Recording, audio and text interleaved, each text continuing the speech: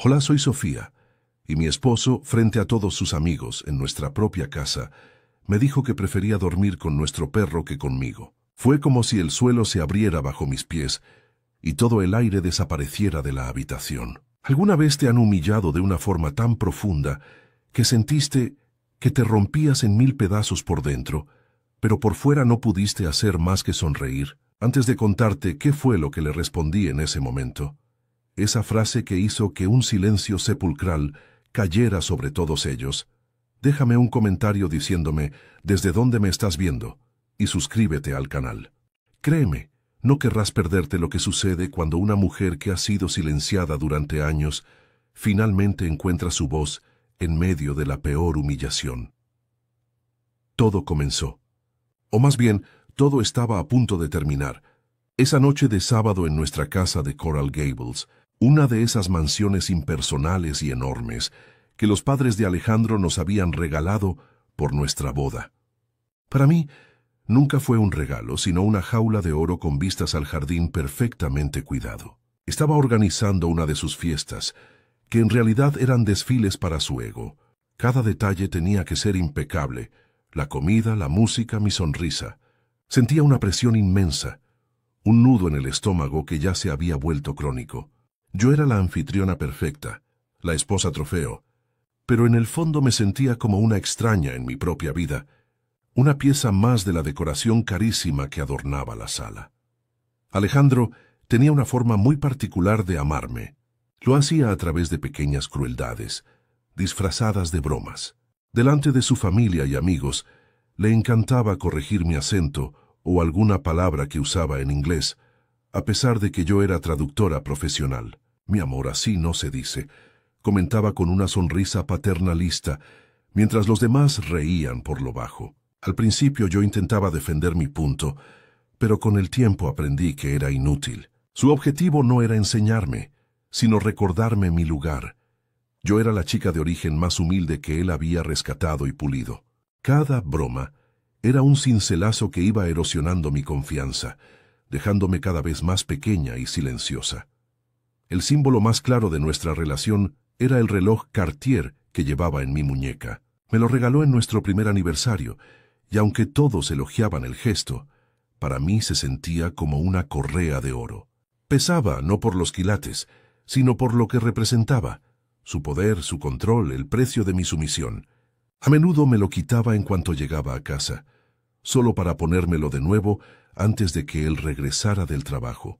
Era un recordatorio constante de que mi tiempo, mi vida, le pertenecía. Esa noche, mientras ajustaba la correa, su frío metal contra mi piel me pareció más gélido que nunca, un presagio de lo que estaba por venir, un grillete que me ataba a una farsa que ya no podía soportar.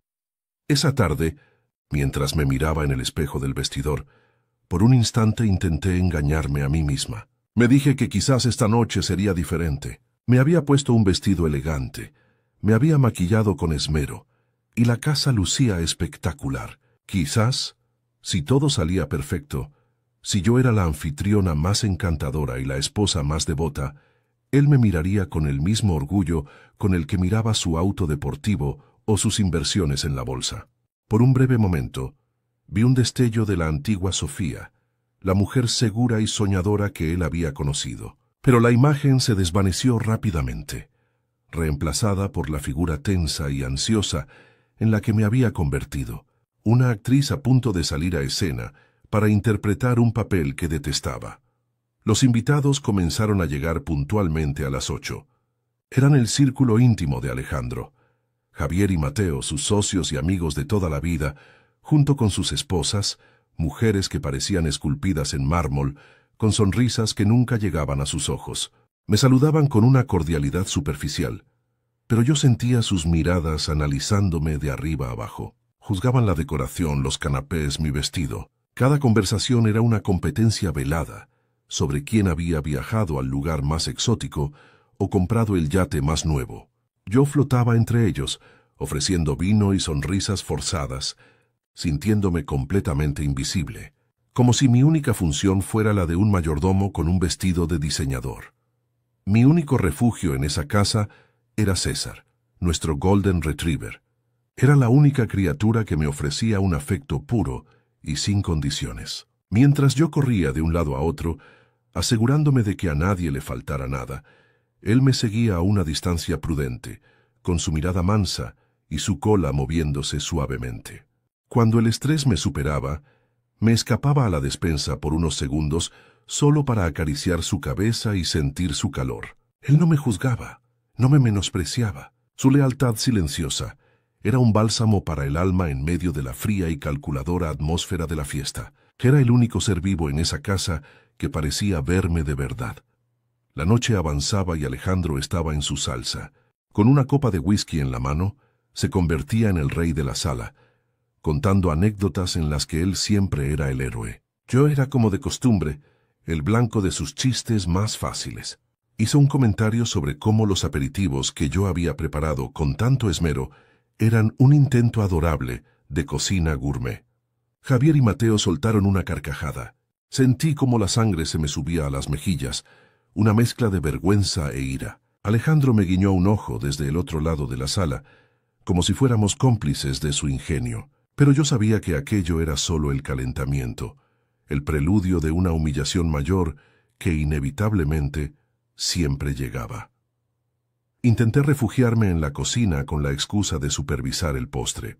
Necesitaba un respiro, un solo minuto para recomponerme lejos de sus miradas, pero apenas había cruzado el umbral cuando su voz resonó por el salón, autoritaria y burlona. «Sofía, ven acá, no te escondas. Estamos a punto de hacer un brindis». Sentí como todas las conversaciones se detenían. El silencio expectante era casi tan doloroso como sus palabras, con el corazón martilleándome en el pecho, y una sonrisa que se sentía como una máscara de yeso. Me di la vuelta y caminé de regreso hacia el centro de la sala. Sabía que me estaba dirigiendo hacia el matadero, y el pesado reloj en mi muñeca se sentía como el último eslabón de mi cadena. Me obligué a poner un pie delante del otro, sintiendo el peso de cada mirada sobre mí como si fueran piedras. El aire en la sala se había vuelto denso, cargado de una expectación cruel. Alejandro me esperaba en el centro, con su copa de whisky a medio beber, y una sonrisa que no le llegaba a los ojos, una sonrisa que yo conocía demasiado bien. Era su sonrisa de cazador, la que ponía justo antes de lanzar el dardo envenenado. Sus amigos, Javier y Mateo, me observaban con una mezcla de lástima y diversión, como si estuvieran viendo un espectáculo que ya habían presenciado muchas veces. Yo era el acto principal de su circo privado, la payasa triste, cuya única función era hacer que el domador se sintiera más poderoso. Cada paso que daba hacia él se sentía como una rendición, una confirmación silenciosa de mi lugar en su mundo. Él levantó su copa, el hielo tintineando suavemente contra el cristal, un sonido que se me antojaba tan frío y cortante como sus intenciones. Un brindis, se anunció con voz resonante, por mi esposa, Sofía. Hizo una pausa dramática, recorriendo la sala con la mirada, para asegurarse de que tenía la atención de todos. Por su increíble capacidad de adaptación, no es fácil pasar de traducir documentos aburridos en un cubículo a manejar una casa como esta, y entretener a gente de nuestro nivel. Pero ella lo intenta, de verdad que lo intenta. Salud por el esfuerzo. Las risas que siguieron no fueron estruendosas, sino contenidas, cómplices. Eran risas que decían: «Entendemos la broma, sabemos quién manda aquí». Sentí una oleada de calor subir por mi cuello, una humillación tan profunda que me quemaba por dentro, pero mi rostro permaneció congelado en una sonrisa perfecta. Al levantar mi propia copa, el reloj Cartier en mi muñeca se deslizó, su peso metálico un recordatorio tangible de mi prisión. Recordé el día que me lo regaló, en un restaurante carísimo con vistas a la bahía, para que siempre recuerdes el valor de nuestro tiempo juntos, me dijo. Pero con el tiempo entendí el verdadero significado. Era para que nunca olvidara que mi tiempo le pertenecía, que cada segundo de mi vida estaba financiado y controlado por él. No era un símbolo de amor, sino una marca de propiedad. En ese momento, mientras elogiaba mi esfuerzo con un sarcasmo hiriente, el frío del oro contra mi piel se sintió como el eslabón de una cadena, recordándome que hasta mis gestos más simples, como brindar, estaban atados a su voluntad y a su desprecio. Justo después del brindis, mientras intentaba disimular mi malestar, la esposa de Javier, una mujer llamada Isabel que siempre olía a perfume caro y a condescendencia, se me acercó. «Querida, la cena está exquisita», dijo con una sonrisa que parecía ensayada frente a un espejo. Por un instante, una parte ingenua de mí quiso creer en su amabilidad, aferrándose a la posibilidad de una conexión genuina. Pero entonces añadió bajando la voz como si me estuviera confiando un secreto. «Es admirable cómo logras estos resultados. Yo no sabría ni por dónde empezar si tuviera que preocuparme por los presupuestos». El comentario, disfrazado de halago, era una daga sutil. Me estaba recordando una vez más que yo no pertenecía a su mundo, que mi origen humilde era una mancha que nunca podría lavar. Por mucho que me esforzara, Alejandro, que había escuchado el comentario de Isabel, se acercó y me pasó un brazo por los hombros. Un gesto que para los demás parecería de afecto, pero que para mí fue una toma de posesión. «Mi Sofía es muy ingeniosa», dijo apretándome con una fuerza que me dolió. Luego, inclinándose hacia mi oído, su aliento oliendo a whisky y poder, susurró: «Sonríe más, te ves tensa. No querrás que piensen que no aprecias todo esto, ¿verdad?». Sus palabras eran una amenaza velada, una orden directa. Me estaba recordando que mi gratitud debía ser visible, una actuación constante para su público. La presión de su mano en mi hombro era un recordatorio físico de su control total sobre mi comportamiento, mis emociones y mi existencia en esa casa. Más tarde, mientras conversaba con Mateo sobre un tema trivial, Alejandro se unió a nosotros y, sin previo aviso, cambió el rumbo de la conversación. «Hablando de finanzas», dijo casualmente, «recuerdo lo nerviosos que estaban mis padres antes de la boda. Ya sabes, con el tema del acuerdo prenupcial». Mateo asintió, con una mirada de entendimiento. «Pero yo les dije que no se preocuparan, que Sofía no era de esas. Ella sabe perfectamente que todo esto», dijo, haciendo un gesto amplio que abarcaba la casa, los muebles, a mí. «Es gracias al trabajo de mi familia. Ella es inteligente». No me estaba elogiando. Me estaba recordando, frente a su amigo, mi posición de absoluta dependencia financiera. Me estaba diciendo que yo no tenía nada, que todo era suyo, y que mi único valor residía en mi capacidad para aceptar esa realidad sin protestar.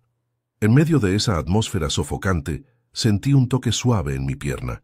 Bajé la vista y vi a César, nuestro Golden Retriever, que había apoyado su cabeza en mi regazo y me miraba con sus ojos grandes y llenos de una lealtad pura.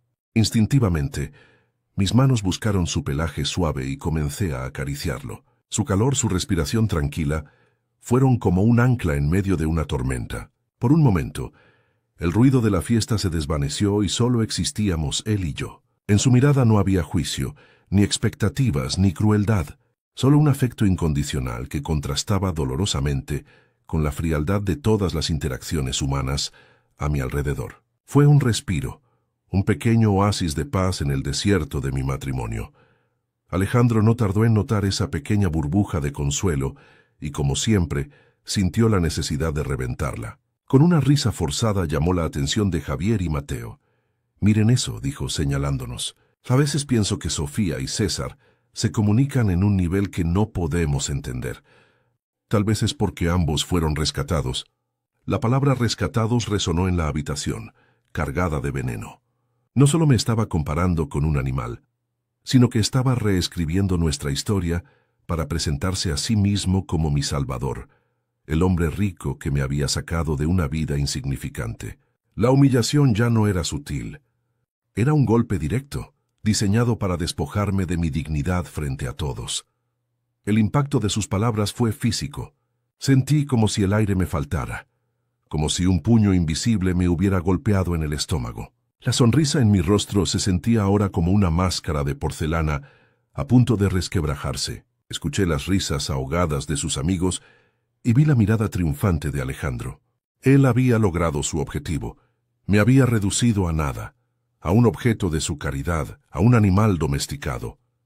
En ese instante, todo el amor que alguna vez pude haber sentido por él se convirtió en cenizas. Solo quedó un frío glacial, una desolación tan profunda que me dejó vacía. Ya no había lucha en mí, solo la certeza de que algo se había roto para siempre. Con una calma que no sabía que poseía, me levanté y dije, «Disculpen, necesito ir al baño un momento». Caminé a través de la sala sintiendo que flotaba, desconectada de mi propio cuerpo. Cada paso era deliberado, controlado. Al cerrar la puerta del lujoso baño de invitados, me apoyé en el mármol frío y me miré en el espejo. La mujer que me devolvía la mirada era una extraña. Llevaba un vestido caro, joyas deslumbrantes y un maquillaje impecable, pero sus ojos estaban muertos. No había lágrimas, solo un vacío aterrador. Vi el reflejo del reloj Cartier en mi muñeca, y por primera vez no sentí el peso de una cadena, sino la urgencia de liberarme de ella. Ya no se trataba de sobrevivir a la noche, se trataba de sobrevivir a mi vida. Abrí el grifo y dejé que el agua fría corriera sobre mis manos. El shock del frío me trajo de vuelta a la realidad.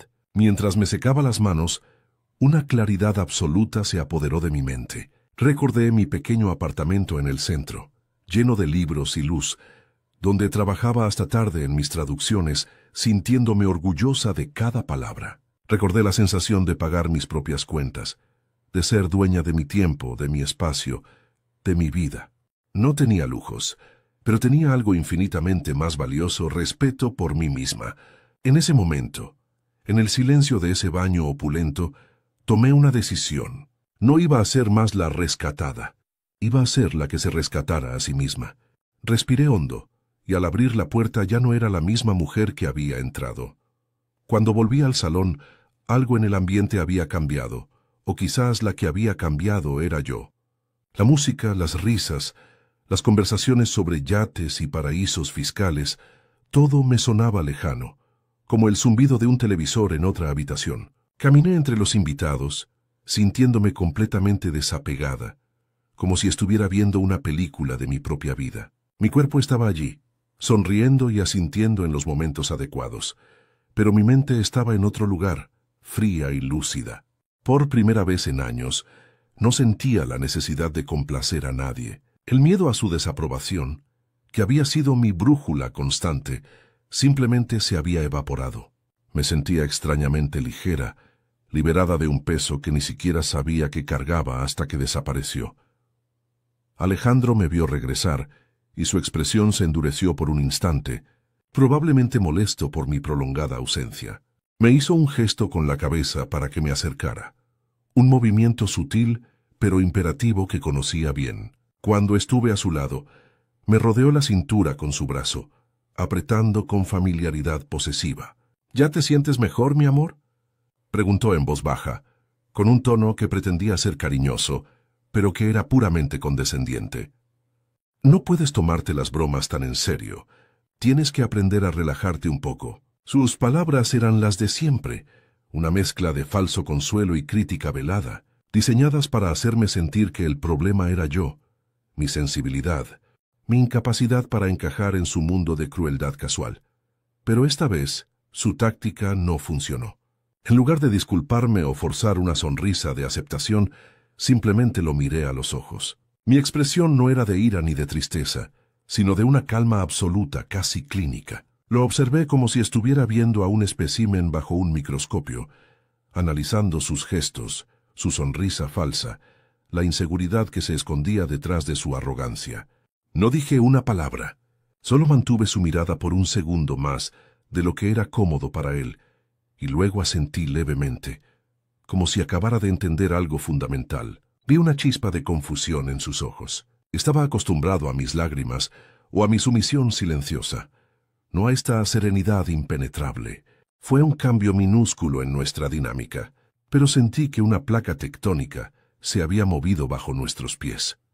Poco después, con la excusa de buscar otra botella de vino en la cava, me dirigí hacia el pasillo que llevaba a su estudio. La puerta, que siempre mantenía cerrada con llave, estaba entreabierta. Al pasar escuché voces bajas y reconocí la de Alejandro y la de Javier. Me detuve, oculta por la sombra del pasillo. «Creo que te pasaste un poco con lo del perro, Ale», decía Javier, con un tono inusualmente serio. Hasta a mí me dio un poco de lástima. La respuesta de Alejandro fue un susurro helado que me atravesó como un cuchillo. «Por favor, Javier, Si no le recuerdo su lugar de vez en cuando, se le olvida de dónde la saqué. Es por su propio bien, para que mantenga los pies en la tierra. El aire se me escapó de los pulmones. No era una broma. Nunca lo fue. Era una estrategia, un método calculado para mantenerme pequeña y dependiente. Esa confesión, no destinada a mis oídos, fue la pieza que faltaba en el rompecabezas de mi matrimonio. Todo encajó con una claridad brutal y dolorosa. Cada chiste, cada corrección pública, cada regalo caro que me hacía sentir en deuda, no eran deslices de un hombre torpe, sino las herramientas de un carcelero metódico. El amor que alguna vez creí tener se desintegró por completo, reemplazado por una ira fría y cristalina.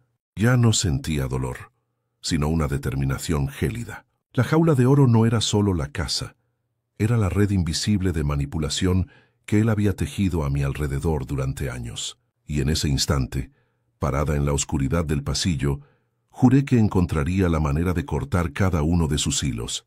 Regresé a la fiesta con una nueva energía. Mi caminar era firme, mi espalda recta. Allá no era la anfitriona nerviosa que intentaba que todo fuera perfecto. Era una mujer con una misión. Ignoré a Alejandro, que me lanzó una mirada interrogante, y me acerqué directamente a Isabel, la esposa de Javier. En lugar de ofrecerle más canapés o preguntarle por su último viaje, la miré a los ojos y le pregunté por su carrera como arquitecta. Un tema que sabía que le apasionaba, pero del que su marido rara vez le dejaba hablar en público. Su sorpresa fue evidente, pero pronto comenzó a hablar con un entusiasmo que no le había visto nunca. Por primera vez en la noche, estaba teniendo una conversación real, un pequeño acto de desafío que me hizo sentir increíblemente poderosa. Alejandro, sintiendo que el foco de atención se desviaba y que yo ya no orbitaba a su alrededor, decidió que era hora de recuperar el control. Su método, como siempre, era la humillación pública. Golpeó suavemente su copa con un tenedor para llamar la atención de todos. ¡Atención, atención!, exclamó con una sonrisa demasiado amplia. Para animar un norinero poco la noche, vamos a jugar a un juego. Algo divertido para conocernos mejor. Un silencio incómodo se instaló en la sala. Sus amigos intercambiaron miradas nerviosas. Sabían como yo que los juegos de Alejandro nunca eran inocentes. Siempre había una víctima, y esa noche él estaba decidido a que volviera a ser yo. La tensión se podía cortar con un cuchillo. El juego es simple, continuó, deleitándose con el suspense que había creado. Cada uno de nosotros va a compartir la cosa más vergonzosa o ridícula que su pareja haya hecho últimamente. Sin filtros, ¿eh? Pura honestidad entre amigos. Mientras decía esto, sus ojos se clavaron en mí. Su sonrisa era la de un depredador que acorrala a su presa. Era una invitación directa al matadero. Una trampa perfectamente diseñada para exponerme y ridiculizarme una vez más frente a su corte. Quería recordarme y recordarles a todos quién tenía el poder. Quería que yo me encogiera, que suplicara con la mirada que no lo hiciera, para poder disfrutar aún más de mi impotencia. Pero la mujer que le devolvía la mirada ya no era su presa. Mientras él terminaba de explicar las reglas de su cruel entretenimiento, una figura familiar entró tranquilamente en el círculo de invitados. Era César, nuestro Golden Retriever, que se acercó con su andar pausado y se tumbó a los pies de Alejandro, apoyando la cabeza sobre sus zapatos caros. El perro levantó la vista hacia él con una expresión de pura devoción, ajeno a la tensión que flotaba en el aire. La imagen era casi poética, el arma de mi humillación anterior, ahora presente como un testigo silencioso. Al verlos juntos, una idea comenzó a tomar forma en mi mente, una respuesta que no solo lo desarmaría, sino que usaría sus propias palabras para exponer la verdad de su carácter. El escenario para mi liberación final estaba listo. Alejandro, encantado de tener a su cómplice de 4 patas a su lado, le dio una palmada en la cabeza. «Bueno, parece que el protagonista de mi historia ya está aquí», dijo con una risa sonora, preparándose para lanzar su golpe de gracia. Se sentía invencible, el rey de su castillo, a punto de ofrecer el espectáculo final para su audiencia cautiva. No tenía idea de que el poder en la sala ya había cambiado de manos. No se dio cuenta de que su esposa, la mujer que había pasado años moldeando en una figura silenciosa y sumisa, estaba a punto de pronunciar una sentencia. El silencio era total. Todos esperaban mi caída, sin sospechar que estaban a punto de presenciar mi renacimiento. Con la propuesta de su juego flotando en el aire, una capa de hielo pareció cubrir la animada conversación de la fiesta. Vi a Javier y a Mateo intercambiar una mirada incómoda, mientras sus esposas, de repente, encontraron un interés desmedido en el diseño de sus copas de vino. Conocían a Alejandro.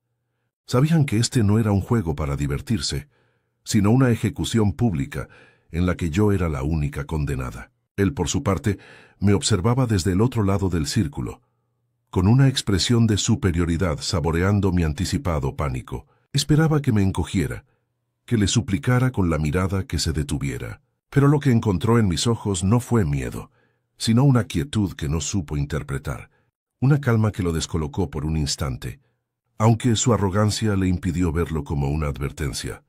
«Bueno, empiezo yo para que vean cómo se hace», anunció Alejandro, rompiendo el tenso silencio. Se aclaró la garganta, adoptando su pose de narrador encantador. Recuerdo una vez, al principio de nuestro matrimonio, que llevé a Sofía a cenar a Le Bernardin en Nueva York. Estaba tan nerviosa que, al leer el menú, preguntó en voz alta si el carpaccio era algún tipo de alfombra italiana. «El mesero casi se ahoga de la risa», contó la anécdota con una falsa ternura, como si estuviera recordando un momento adorable, pero todos en la sala entendieron el verdadero mensaje. Ella no pertenece, es simple, no está a nuestra altura. Las risas que siguieron fueron forzadas y breves, muriendo rápidamente en el aire espeso y cargado de la sala. Yo no reaccioné, simplemente mantuve mi sonrisa en su sitio, una máscara de serenidad que empezaba a irritarle visiblemente. Mientras él hablaba, mi mente no registraba el dolor de la humillación.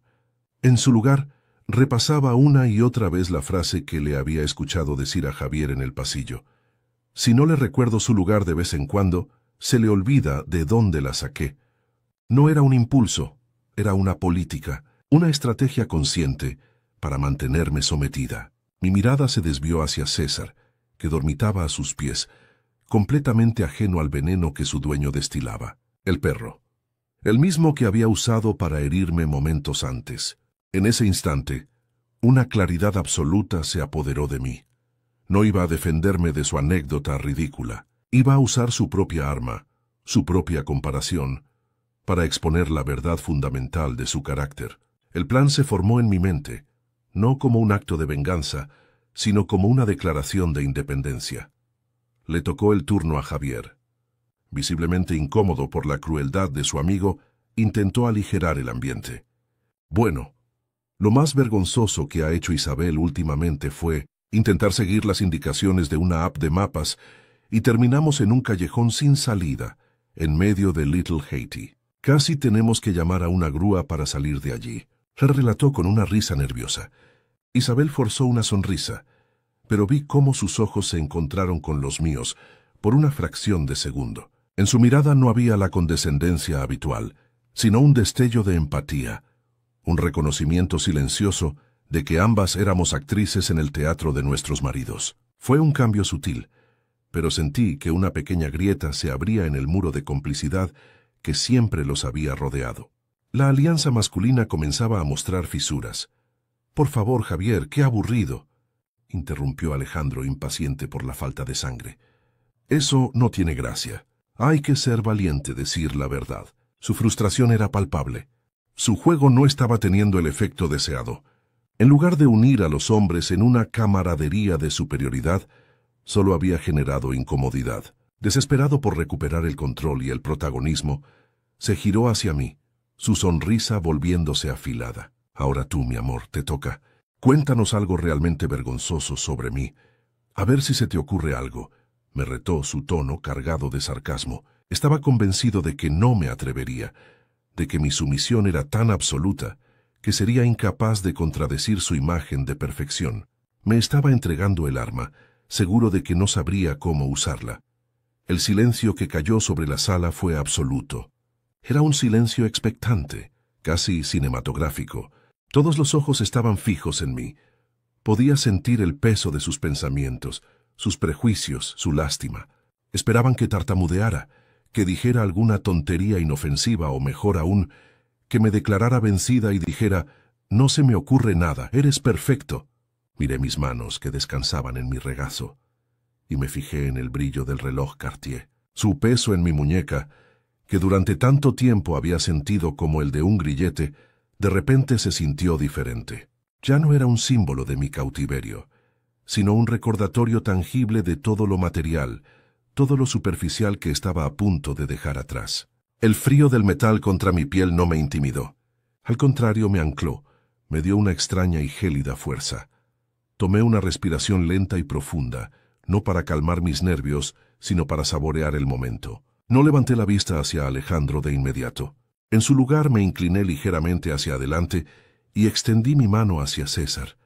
El perro, al sentir mi contacto, levantó su cabeza y me lamió suavemente los dedos. Su cola golpeando el suelo con un ritmo suave y tranquilizador. Acaricié su cabeza, sintiendo la suavidad de su pelaje bajo mis dedos. Fue un gesto simple, casi íntimo, que desvió por completo la atención de la sala. Nadie esperaba eso. No era la reacción de una víctima acorralada, preparándose para el golpe final. Era la acción de alguien que estaba completamente al mando de la situación, dictando el ritmo de la confrontación que se avecinaba. La tensión se volvió casi eléctrica. Finalmente, después de lo que pareció una eternidad, levanté la cabeza. Mis ojos encontraron los de Alejandro y los sostuve sin parpadear. Mi voz, cuando por fin hablé, no fue un susurro tembloroso ni un grito de ira. Salió clara, firme y con un volumen perfectamente modulado para que todos en la sala pudieran escucharla sin esfuerzo. No necesito contar algo vergonzoso sobre ti, Alejandro. Comencé, y vi cómo su sonrisa de superioridad vacilaba, una pequeña grieta apareciendo en su fachada de confianza. El silencio se hizo aún más profundo. Todos se inclinaron instintivamente hacia adelante, como si no quisieran perderse ni una sola sílaba de lo que estaba a punto de decir. Él esperaba una escaramuza, pero yo estaba a punto de detonar una bomba. Hice una pausa deliberada, dejando que mis palabras iniciales se asentaran en la conciencia de todos. Luego continué, mi tono volviéndose casi analítico, como si estuviera presentando un diagnóstico. Porque la cosa más reveladora que he aprendido sobre ti esta noche no es vergonzosa, es profundamente triste. La palabra triste impactó en el ambiente con la fuerza de una piedra. No era un insulto, era una evaluación, y eso era infinitamente más humillante. Le quité el poder de la burla y lo reemplacé con la lástima. Lentamente, mi mirada se desvió de él y recorrió los rostros de sus amigos y sus esposas, uno por uno. Ya no era una conversación de pareja. Estaba emitiendo un juicio frente a todo su jurado, el mismo que me había condenado en silencio durante años. Mi mirada volvió a clavarse en Alejandro, cuyo rostro había pasado de la arrogancia a una confusión tensa. Su boca estaba ligeramente abierta, como si quisiera interrumpir, pero no encontrara las palabras. Estaba completamente fuera de su guión. Hace unos momentos, dije, mi voz manteniendo esa calma inquebrantable. Cuando te reíste con tus amigos dijiste algo que, sin querer, lo explicó todo. La verdad sobre ti y sobre nosotros. Había preparado el terreno. Había reactivado su humillación anterior, no para quejarme de ella, sino para usarla como la premisa de mi argumento final. El rey estaba en su trono, rodeado de su corte, pero no se había dado cuenta de que yo acababa de ponerlo en jaque. Y ahora iba a dar el mate. Mi mirada se posó en César, quien levantó la cabeza y me devolvió una mirada de pura e inocente confusión, ajeno al drama que se desarrollaba a su alrededor. Luego volví a mirar a Alejandro. La sonrisa en su rostro era la de un hombre que cree haber ganado la partida final. Dijiste que preferías dormir con tu perro que conmigo, recordé en voz alta, y un murmullo de incomodidad recorrió la sala. Javier y Mateo bajaron la vista, de repente muy interesados en el hielo de sus vasos. Alejandro frunció el ceño, molesto de que trajera de vuelta su broma más brillante. No entendía que no estaba citando una ofensa, sino presentando la prueba principal de mi argumento. Estaba usando sus propias palabras, el arma que él había elegido para desarmarlo por completo. Cada sílaba que pronunciaba era un paso más hacia su jaque mate, y él ni siquiera se daba cuenta. Y después de pensarlo mucho en estos últimos minutos, continué. mi voz tan estable como el pulso de un cirujano, he llegado a la conclusión de que tienes toda la razón. Un jadeo ahogado vino de la dirección de Isabel. El rostro de Alejandro se transformó, pasando de la irritación a una genuina perplejidad. Esperaba lágrimas, un arrebato, una defensa torpe. No esperaba que estuviera de acuerdo con él. Le había quitado el control de la narrativa. Deberías pasar más tiempo con César, añadí, inclinando ligeramente la cabeza, como si le estuviera dando un consejo sincero. El ambiente en la sala se había vuelto tan denso que se podía sentir físicamente, una presión que emanaba no de la ira, sino de una verdad inminente y terrible que todos, en algún nivel, intuían pero nadie se había atrevido a nombrar. Entonces pronuncié la sentencia final. Mirándolo directamente a los ojos, sin un atisbo de odio, solo con una claridad cristalina, dije, porque César te ofrece algo que yo nunca pude, lealtad incondicional, sin la necesidad de menospreciar a nadie para sentirse poderoso. El silencio que siguió no fue un silencio normal, fue un vacío, un agujero negro que absorbió todo el sonido, toda la arrogancia, todo el aire de la habitación. Vi el color drenarse del rostro de Alejandro. Sus ojos se abrieron con una mezcla de shock e incredulidad, como si le hubiera dado una bofetada invisible. Mis palabras no habían sido un insulto, sino un diagnóstico preciso y devastador de su carácter, pronunciado frente a la misma audiencia que él usaba para validarse. La verdad simple y afilada lo había empalado en público.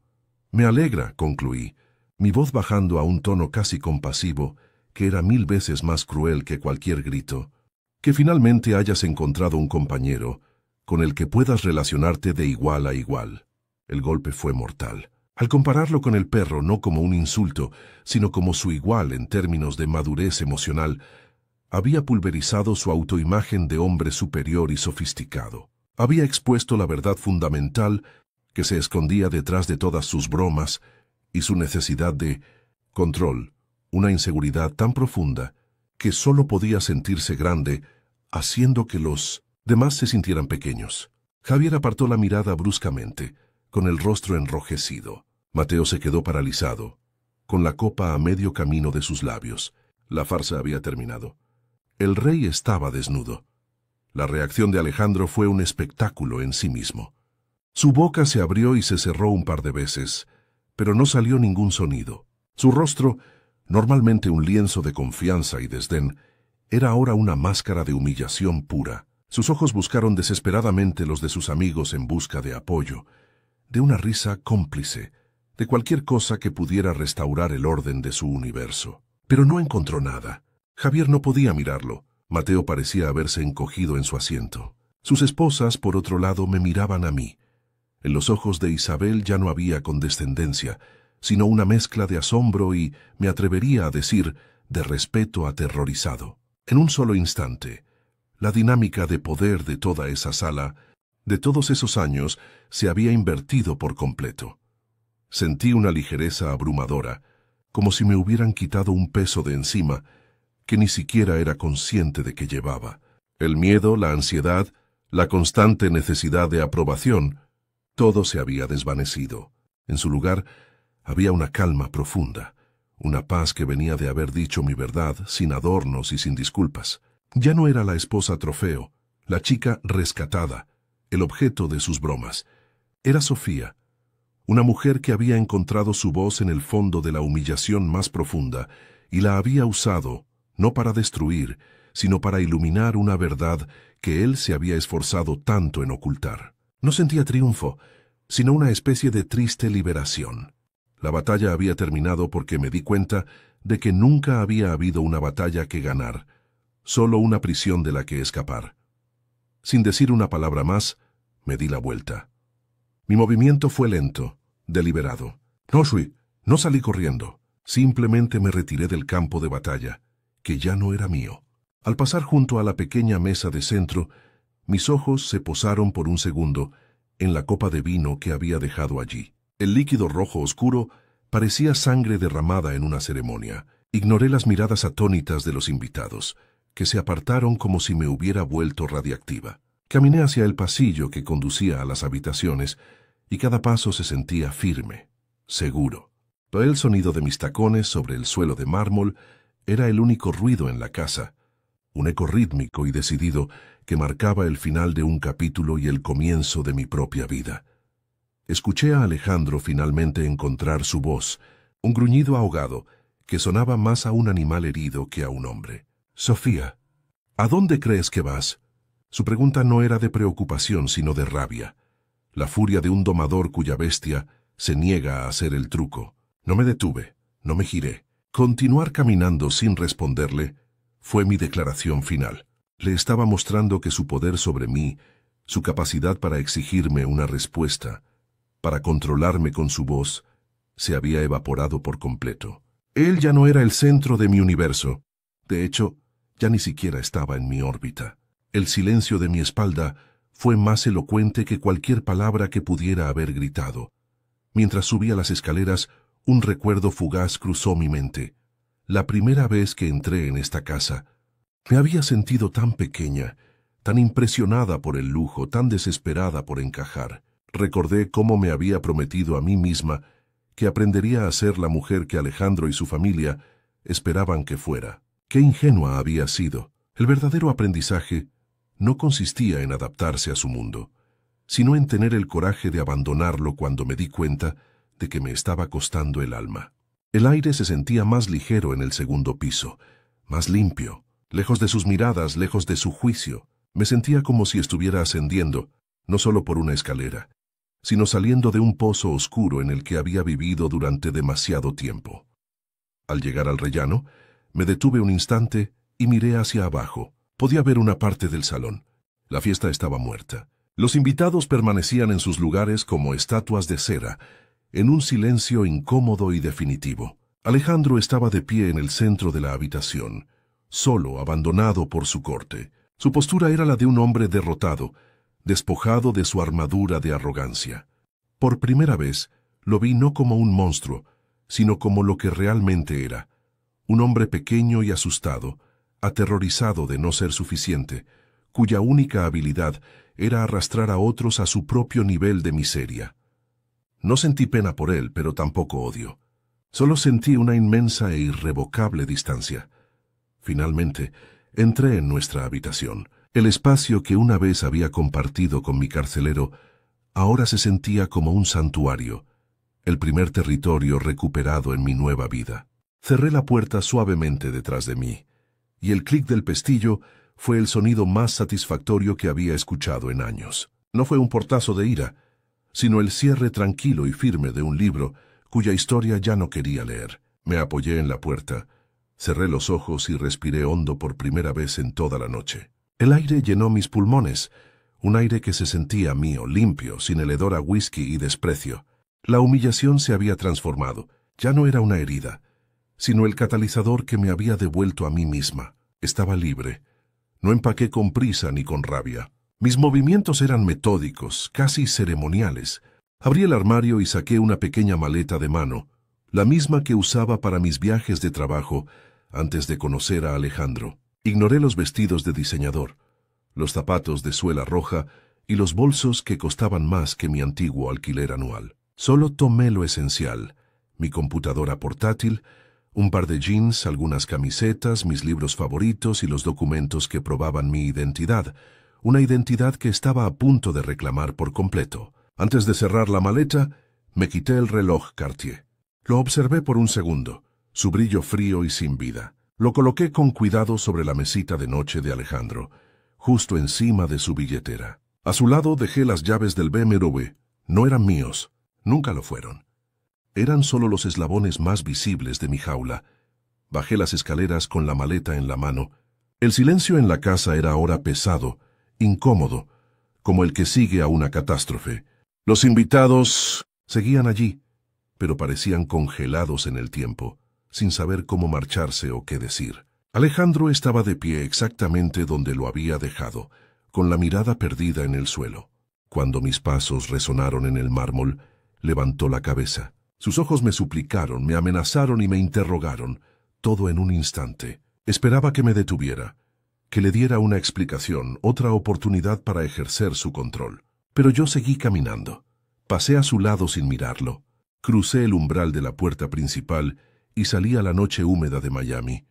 El sonido de la puerta cerrándose detrás de mí no fue un portazo, sino un clic suave y definitivo. El sonido de la libertad. Esa noche, mientras estaba en la cama de un hotel modesto y anónimo, mi teléfono vibró una sola vez. Era un mensaje de Alejandro. No era una disculpa, ni una súplica, ni siquiera una pregunta sobre mi bienestar. Eran solo 5 palabras que confirmaron que había tomado la decisión correcta. ¿Ya se te pasó el berrinche? No había entendido nada. Para él mi acto de autoliberación no era más que un capricho infantil, una rabieta que se curaría con el tiempo. Borré el mensaje sin responder. Bloqueé su número y con él la última puerta de acceso a mi antigua vida. No volví a saber de él directamente. Meses después, me enteré por un conocido en común que se había divorciado rápidamente, citando diferencias irreconciliables, y que ahora salía con una mujer aún más joven, probablemente buscando un lienzo en blanco sobre el cual pintar su propia y frágil imagen de poder.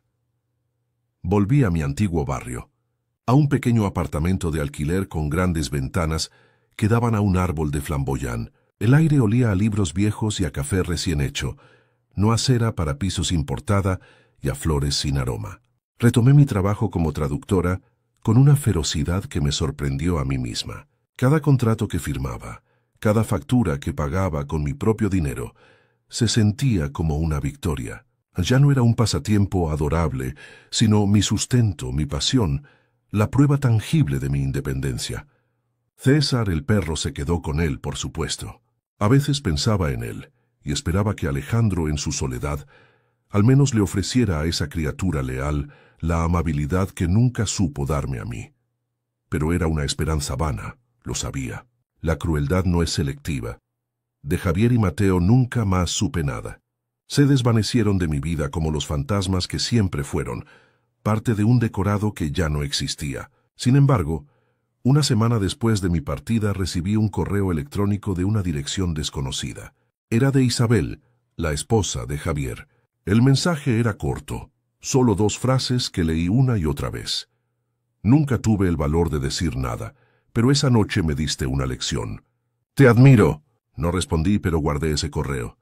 Fue un recordatorio de que incluso en los lugares más oscuros, una sola chispa de verdad puede iluminar otras jaulas, aunque no siempre les dé a los prisioneros la fuerza para abrirlas. Su mensaje fue un puente inesperado de solidaridad en medio del naufragio, un gesto que me hizo sentir menos sola en mi decisión.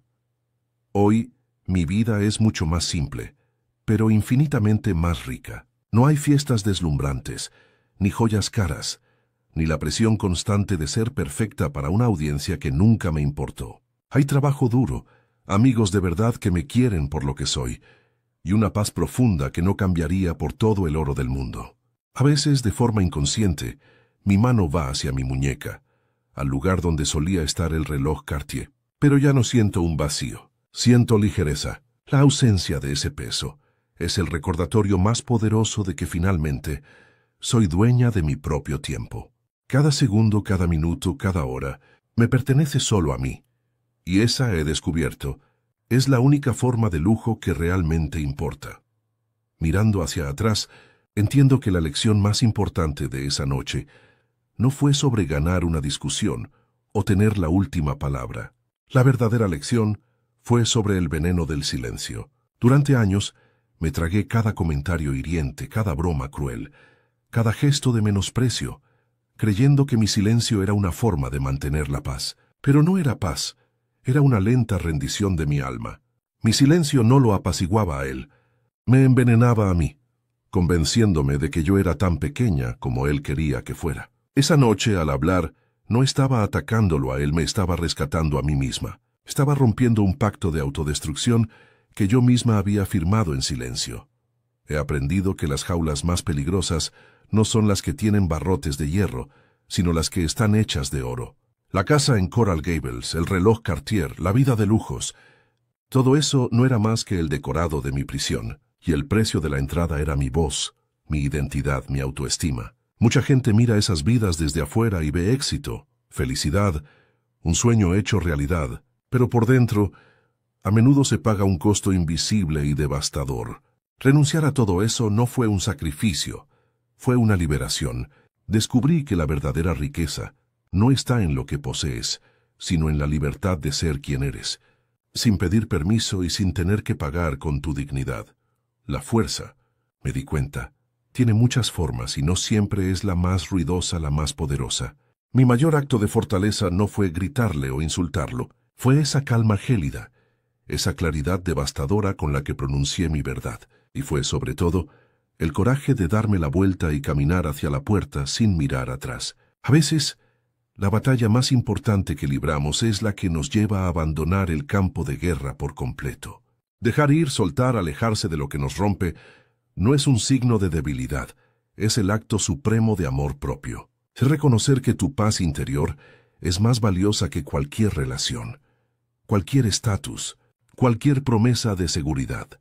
Si estás pasando por algo similar, si alguien en tu vida te hace sentir pequeño, para que él o ella pueda sentirse grande, quiero que sepas algo. No es tu culpa.